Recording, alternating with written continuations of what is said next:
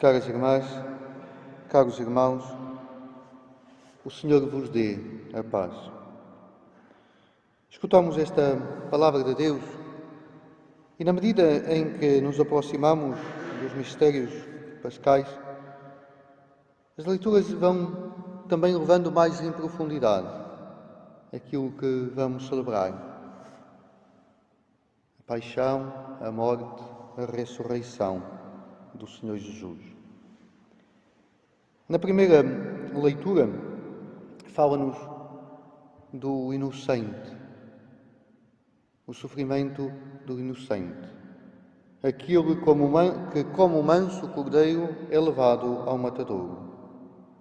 É uma das famosas confissões de Jeremias, que, como inocente, como pessoa que nunca fez o mal, pagam-lhe o mal pelo bem. Em tudo isto podemos antever aquela que é a paixão e a morte de Jesus. Mas há aqui uma diferença grande.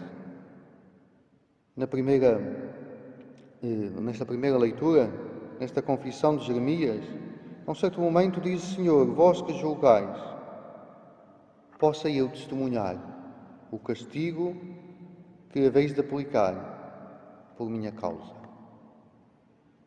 O sangue de Jeremias, como humano, aquele que era inocente, pede o castigo daqueles que o atacam. Nós estamos a aproximar-nos e a acompanhar o manso cordeiro que é Jesus. E aqui vemos a superabundância da misericórdia.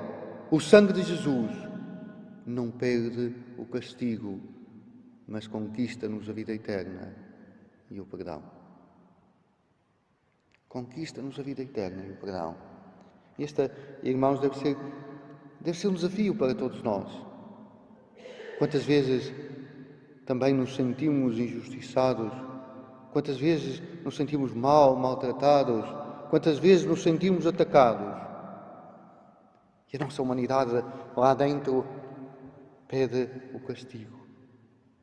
Então somos chamados a contemplar Jesus, aquele que, nas suas quase últimas palavras na cruz, não pede o castigo, mas diz: Pai, perdoa-lhes que não sabem o que fazem. E aquele que, quando aparece aos seus apóstolos, ressuscitado, não diz vingança ou guerra, mas diz: a paz esteja convosco. Este, irmãos, é um desafio onde nós, cristãos, discípulos de Jesus, somos chamados a este amor, a esta misericórdia. Somos chamados a pregar este perdão incondicional. É difícil.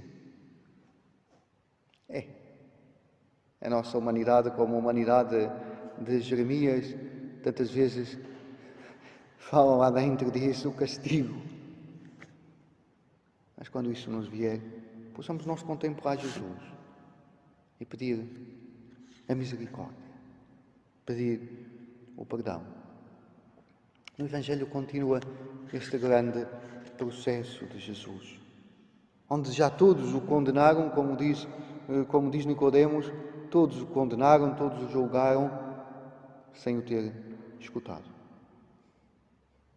Quem escuta Jesus verdadeiramente não pode julgá-lo, não pode condená-lo.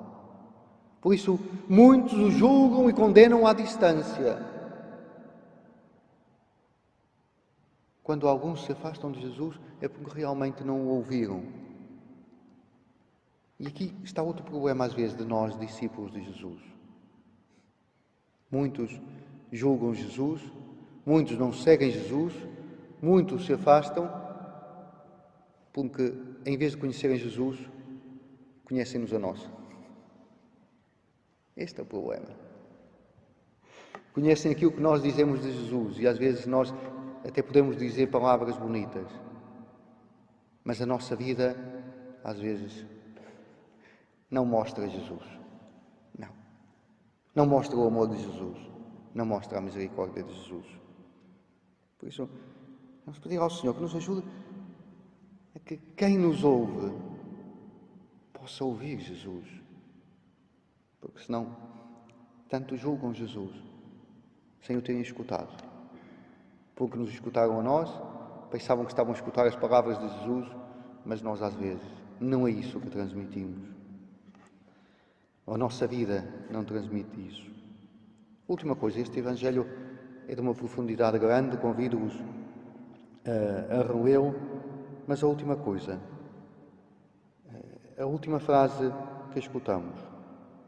Houve uma grande discussão e depois diz: cada um voltou para a sua casa. Às vezes, cada um voltou para a sua casa, é dizer, tanta coisa, mas cada um ficou naquilo que parecia, cada um ficou com as suas ideias, cada um foi para a sua casa, para a sua vidinha, mas com as suas ideias fixas. Vamos pedir ao Senhor que, na nossa vida, nos deixemos transformar. Por exemplo, nesta Eucaristia que estamos a viver, que no fim, eu não diga ide em paz, o Senhor vos acompanhe, vocês dizem graças a Deus, já acabou, e depois, cada um volta para a sua casa e continua tudo na mesma. Que ao sairmos por aquela porta, ou por esta, porque senão parece que estou eu a fugir, mas quando sairmos por uma das portas, não continua tudo na mesma. Mas cada dia a Eucaristia nos possa transformar. Seja louvado o nosso Senhor Jesus Cristo.